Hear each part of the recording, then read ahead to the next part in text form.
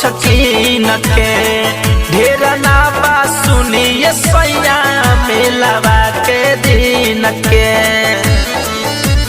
ए राजा कहतानी जाई बाजारे लाई सब कुछ कीन के।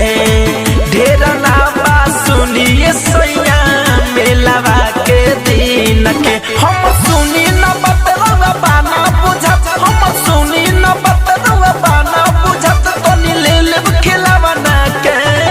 नवरात्र में असुकरी दुकान राजा जी लाल पियर फुलावा ना के।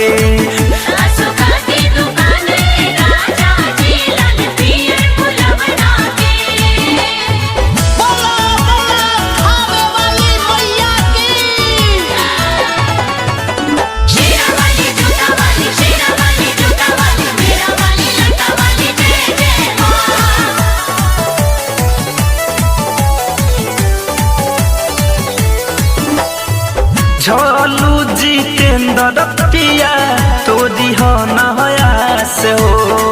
मैया के पूजन करब सब उपवास से हो। ए राजा जी झोलू जितेंद्र पिया तो दिहनया से हो। मैया के पूजन करब सब उपवास हो। लगे गइल में लाल के चली ठेला, लगे गइल में लाल के चली ठेला। धमन जब बुझी न भवना के। नवरात्र में असुकरी दुकान राजा जी लाल पियर फूल